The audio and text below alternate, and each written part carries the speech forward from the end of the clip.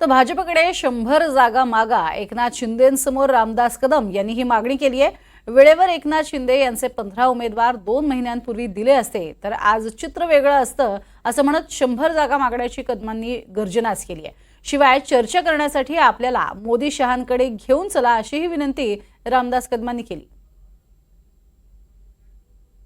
शिंदे साहेब घ्या, मोदी साहेबांना सांगा, शहा साहेबांना सांगा की मला 100 उमेदवार द्या, 90 आपण आमदार नाही निवडून आणलेत ते तुमच्या सांगितलं आम्ही होऊन जाऊ।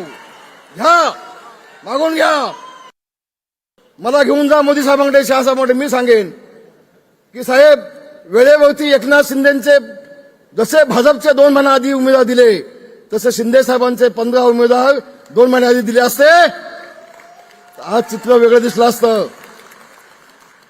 आज चित्र वेगळं दिलं असतं। माझी भावना ताई खासदार म्हणून दिल्लीत गेली असती। माझा पाटील कुठं आहे, हेमंत कुठं आहे? माझा हेमंत दिल्लीत गेला असता। माझा नाशिकचा आमचा दिल्लीत गेला असता गोडसे। पण एकदा शिवसेनेचा उमेदवार एकनाथ शिंदेंनी जाहीर केला की भाजपची मंडळी उठली, आमची जागा आमची जागा आमची जागा हवे। हे काय भानगड काय साहेब? हे थांबवा शिंदे साहेब, नाही तर मला घेऊन जा, मला घेऊन